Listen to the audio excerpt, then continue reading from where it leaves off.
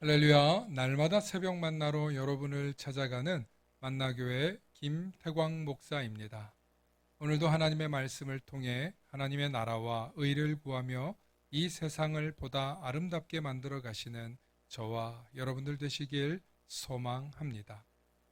오늘 우리에게 주시는 말씀은 로마서 12장 18절로부터 21절의 말씀입니다. 할 수 있거든 너희로서는 모든 사람과 더불어 화목하라. 내 사랑하는 자들아 너희가 친히 원수를 갚지 말고 하나님의 진노하심에 맡기라.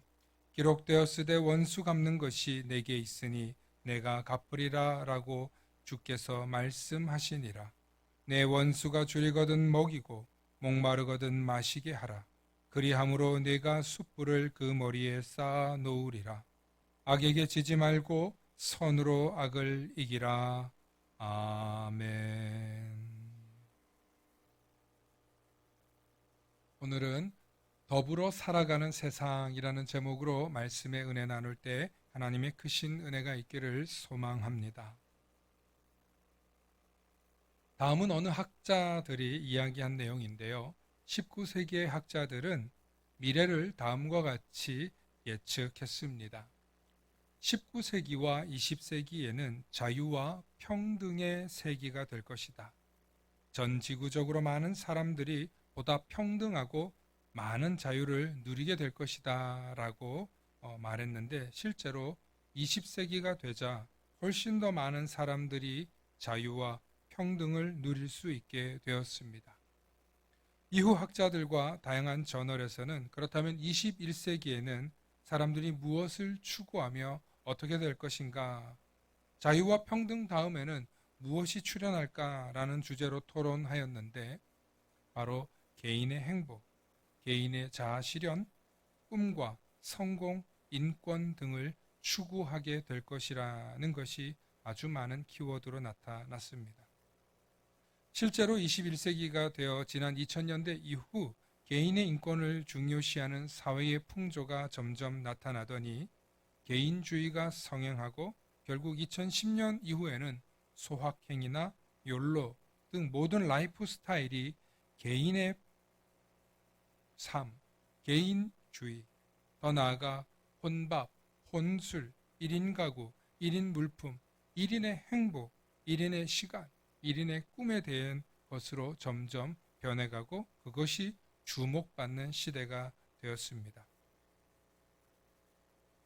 동시에 사람들은 개인주의를 추구하면서도 그러나 새로운 것은 여전히 사람들과 더 만나고 싶다는 것이었습니다.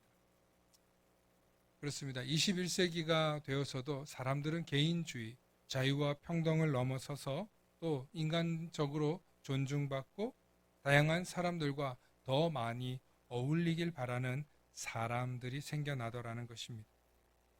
이것은 전 세계가 정보 기술의 발달과 네트워크가 형성되면서 한국에 있는 사람이 미국에 있는 사람들과 언제든지 연락하고 소통할 수 있고 심지어는 얼굴을 볼 수 있는 시대가 되었지 않습니까?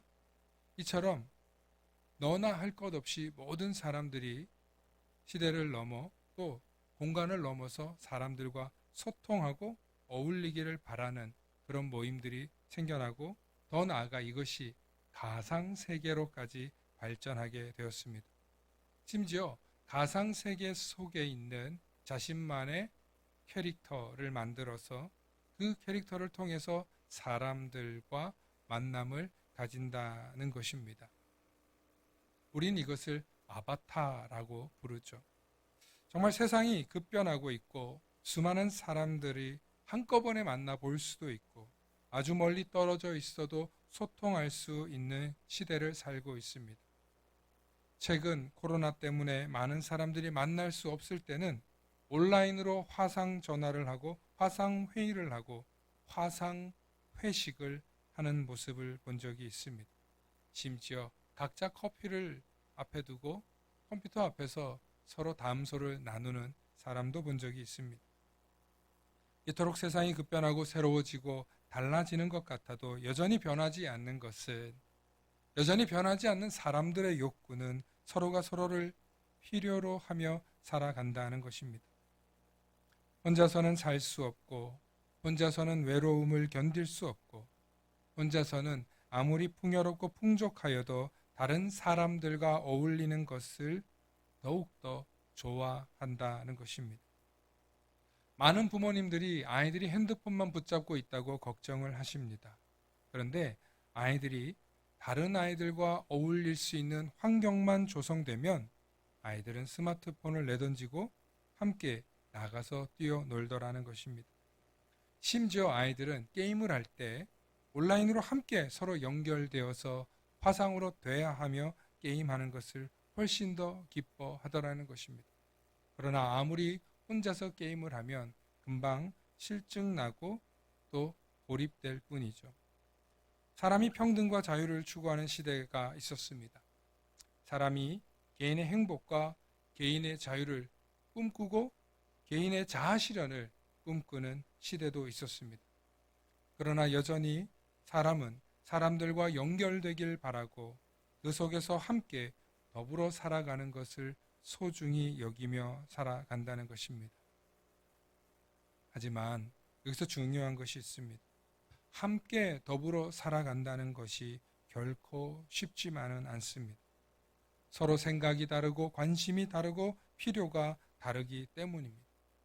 아무리 좋고 선한 의도를 갖고 살려고 해도 모든 사람이 나의 생각과 나의 가치관과는 같지 않기 때문에 결국에는 서로가 서로를 견제하고 때로는 비판하고 때로는 불신하고 때로는 갈등도 겪게 되더라는 것입니다. 하지만 예수님을 통해 우리 그리스도인들이 서로 함께 더불어 깨닫게 되면 우리 그리스도인들이 가는 곳이 그것이 아름다운 공동체가 되고 더불어 화목하게 살아가야 하는 이유를 깨닫게 되는 것입니다.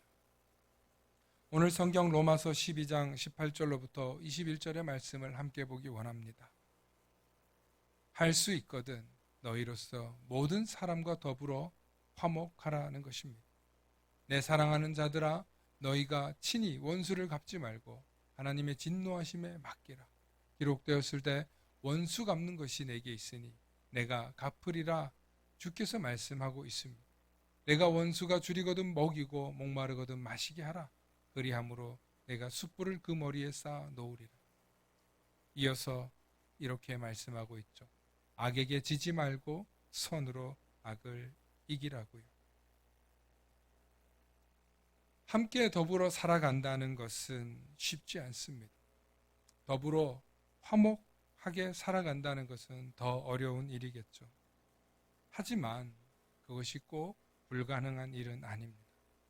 우리가 원수 갚지 않고 우리의 분한 일을 하나님의 진노에 맡길 때 하나님께서 그 원수를 갚아 주신다는 것입니다. 그리스도인은 원수를 직접 내 손으로 내 마음으로 갚아서는 결코 안 됩니다. 하나님께서 대신 갚아 주실 것을 믿으셔야 합니다. 그것이 그리스도인이 온전히 예수님의 길을 따라가는 길이요 악에게 지지 않고 선으로 악을 이기는 비결입니다. 분명 이 말씀을 전하는 저에게도 굉장히 힘든 일이었지만 이 말씀대로 순종했더니 하나님께서 반드시 갚아 주시는 것을 여러 번 경험하고 목격하게 됩니다.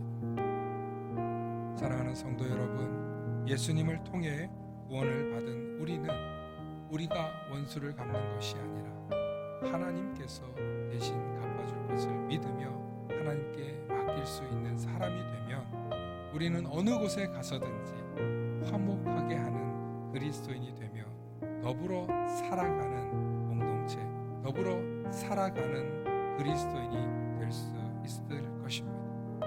오늘도 어디 가서든지 더불어 살아가는 우리 모든 그리스도인들 되시길 소망하며 우리 주 예수님의 의지와 도움이 함께하기를 바라는 우리 모든 성도님들 되시길 축원합니다. 샬롬.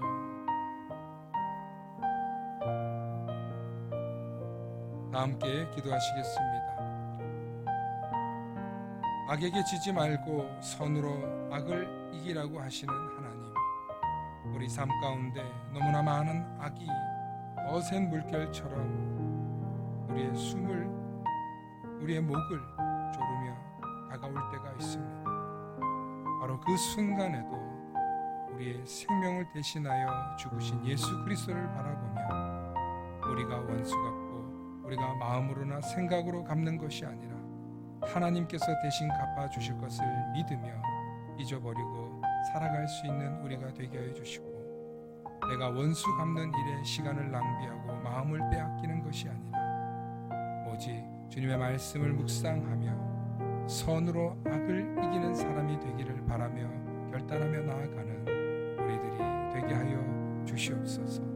감사드리며 우리 주 예수 그리스도 이름 받들어 간절히 기도하옵나이다.